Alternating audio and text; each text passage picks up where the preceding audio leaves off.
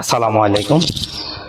প্রিয় শিক্ষার্থীবৃন্দ, যারা অষ্টম শ্রেণীতে এই বছর তোমরা পড়তেছো, তোমাদের জন্য অত্যন্ত গুরুত্বপূর্ণ একটা অঙ্ক আজকে আলোচনা করব। তোমাদের প্রথম অধ্যায়ের প্যাটার্ন, এটা অত্যন্ত গুরুত্বপূর্ণ। এই অধ্যায় থেকে প্রতি বছর অর্ধবার্ষিক পরীক্ষায় একটা না একটা অঙ্ক আসবে। আশা করি তোমরা যদি এই ভিডিওটা দেখো একই নিয়মের অনেক অঙ্ক করতে পারবা। বলতে পারো যে একই অঙ্কের মাধ্যমে সব অঙ্ক শেষ।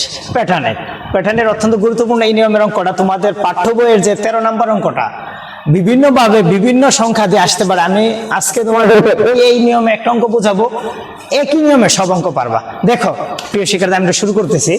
প্রথমে আমরা ক নাম্বার প্রশ্ন কি বলছে? ক নাম্বার প্রশ্ন বলছে 29 এবং 37কে দুটি বর্গের সমষ্টি রূপে প্রকাশ করো। বর্গমূলের সংখ্যা বর্গ করার জন্য বলছে। এমন দুইটা সংখ্যা নিবা যেটাতে বর্গ করলে, যেমন বর্গর দুইটা সংখ্যা যোগ করলে আবার 29 হয়। দেখো তো আমরা এমন সংখ্যা নেই, আগে আমি লিখি 29 ও 37কে দুটি বর্গের সমষ্টি রূপে প্রকাশ করা হলো। আসো আমরা করি। প্রথমে 29, আসো আমরা 29 ভাঙ্গি। কিভাবে ভাঙ্গা যায়? এমন সংখ্যা যেটা আবার বর্গ করা যায়। যেমন ধরো আমরা প্রথমে লিখি যদি 25, 5 5 25 বর্গমূল হয়। এরপরে কত বলতো যোগ করি, 2 দুগুণে কত বলতো 4। আমরা এখানে যদি 4 লিখি, 25 আর 4 কত হবে বলতো 29। সমান সমান আমরা এভাবে লিখতে পারি, কত বলতো 5 এর উপরে স্কয়ার যোগ আর এমনটা কত বলতো 2 এর উপরে স্কয়ার। 5 5 25 আর 2 এর উপরে স্কয়ার হলে 2 দুগুণে 4। দেখো তো প্রিয় শিক্ষার্থী হয়েছে কিনা? 25 আর 4 এর যোগ করলে কত হইব 29। 5 5 25 2 দুগুণে 4। প্রিয় শিক্ষার্থী বলছে কি আমাদের বলতো দুটি বর্গ, দুটি বর্গ মানে স্কয়ার রূপে প্রকাশ করো। আমরা প্রকাশ করছি, আমরা কি প্রকাশ করছি 29। এখন আসো আমরা 37 রে করি। 37 রে কিভাবে ভাঙবো? আসো 37 রে ভাঙার নিয়ম হইছে আমরা 6 6 কত বলতো 36 আর 1 36 আর 1 কত হবে বলতো 37। যদি আমরা এটা লিখি 6 এর উপরে স্কয়ার 6 6 36 আর 1 এর উপরে স্কয়ার করলে আমরা জানি 1 1 36 আর 1 কত বলতো 37। প্রিয় শিক্ষার্থী, আশা করি তোমরা এটা অত্যন্ত ভালো করে বুঝছো। এমন অনেক ধরনের অঙ্ক আসতে পারে, যেমন ধরো 45 দিতে পারে, এমন ধরো 49 দিতে পারে। বিভিন্নটা তোমরা ওই নিয়মে ভাঙবা, দুইটারে বর্গ করলে যেন মিলে। কিভাবে? প্রিয় শিক্ষার্থী, এখন আসো আমরা হ নাম্বার প্রশ্ন করছে তালিকার পরবর্তী 4টি সংখ্যা নির্ণয় করো। আসো আমরা তালিকার সংখ্যাটা আগে দেখি।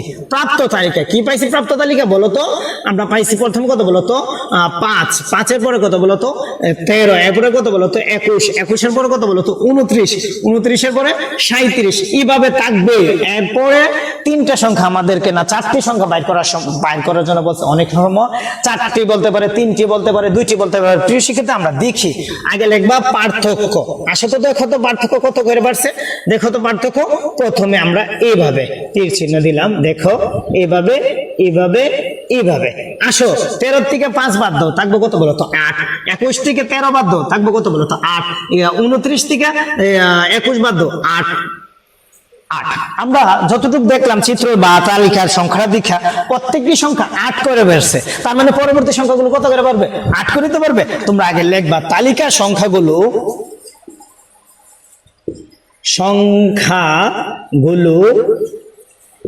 8 করে বেড়েছে।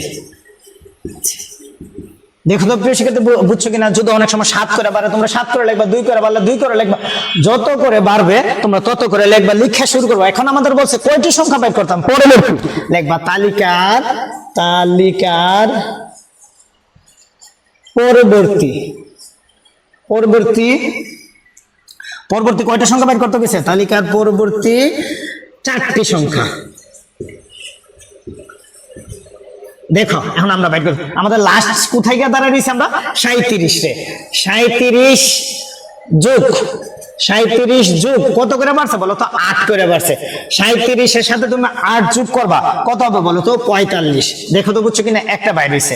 এরপর আসো 45 এর সাথে আবার কত যোগ করবা বলো তো 8 যোগ করবা।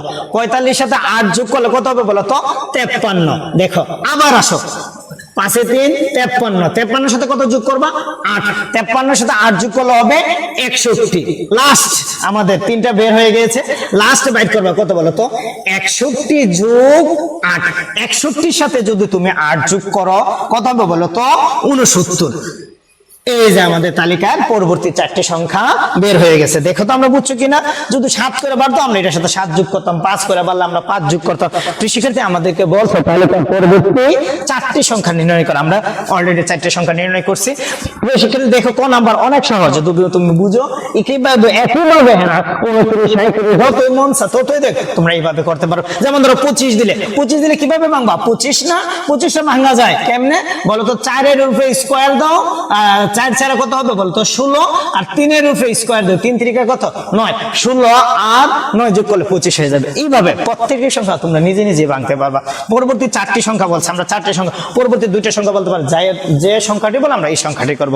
শিক্ষার্থী এখন আসো আমরা গ নাম্বার, আমাদের মেইন গুরুত্বপূর্ণ যে অঙ্কটা আমরা শিখতেই হবে গ নাম্বারটা।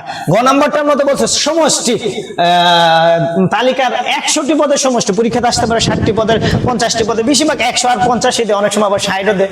শিক্ষার্থী আমরা তোমাদেরকে আগে আমাদের সমষ্টি সূত্রটা লিখি, যারা জানো না তোমরা এই সমষ্টি সূত্র আগে মুখস্থ করবা, তারপর অঙ্ক করবা, ভালো লাগবে।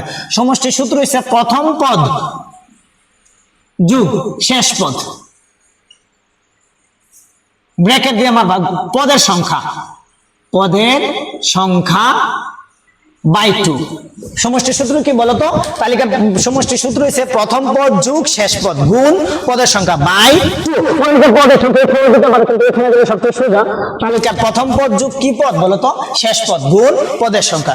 শিক্ষার্থী বলতো এখন আমরা যদি এই অঙ্কটা করতে চাই আমাদের প্রয়োজন হচ্ছে প্রথম পদ। আমাদের প্রথম পদ আমরা 5 পাইছি, কিন্তু গঠন হইলো শেষ পদ কত আমরা তো জানি না।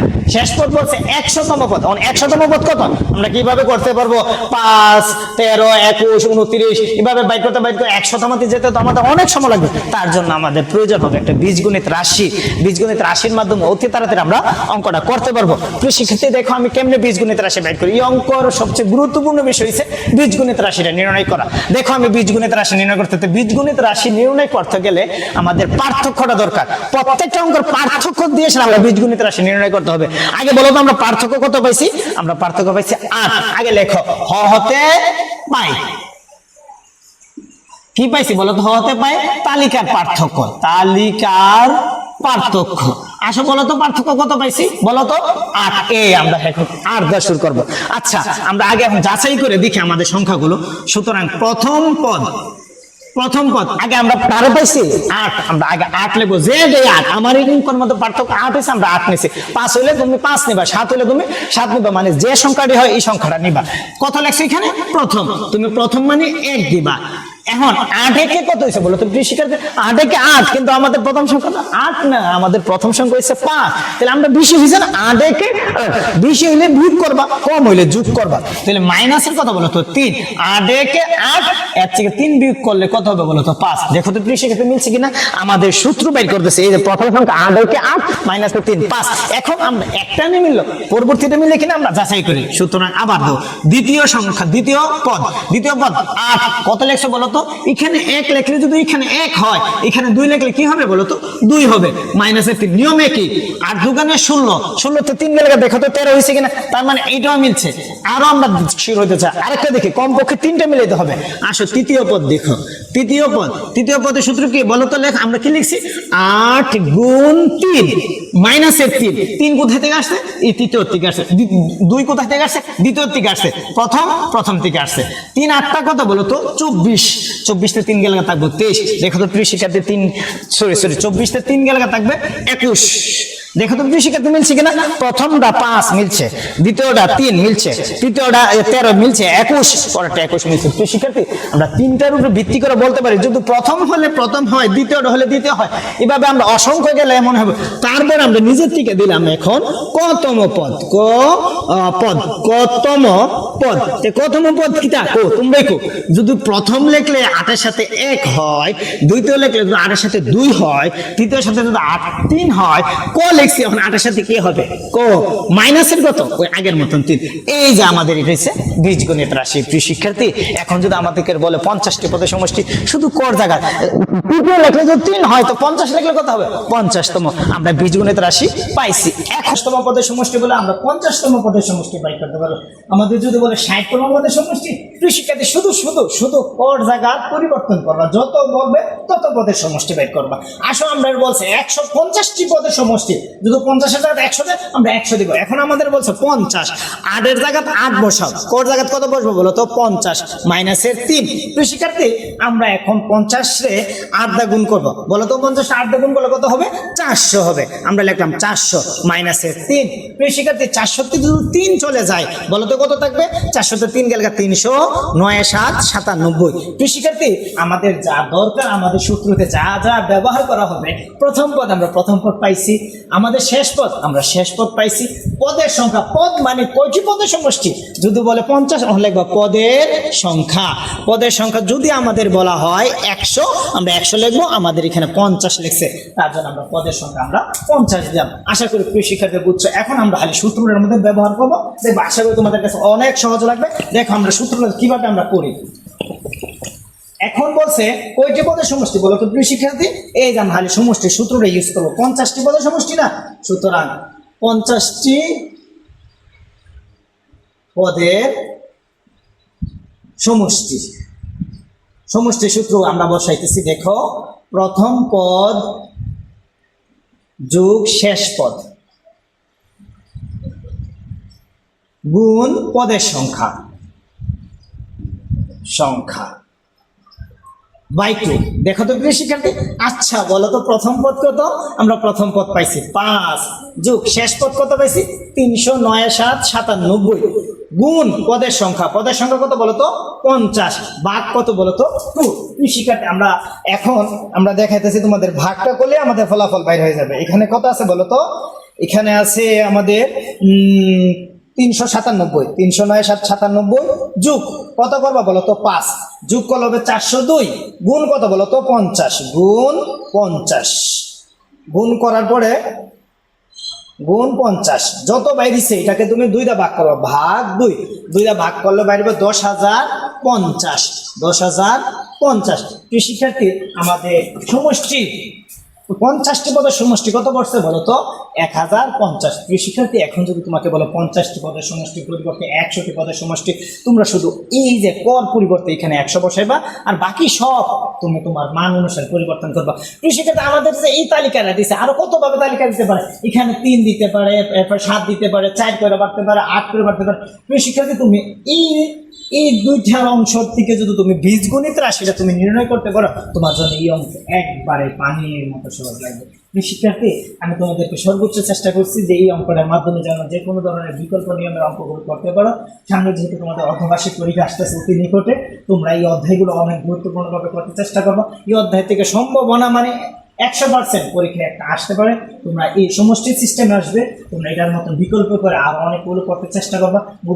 বিগত বছরের ভুলগুলো আসছে, এগুলো ভালো করে করলে আশা করি তোমাদের কাছে সহজ লাগবে। ধন্যবাদ প্রিয় শিক্ষার্থী, তোমরা তোমাদের অর্ধবার্ষিক ভালো করার জন্য প্রস্তুতি নিতে থাকো। আশা করি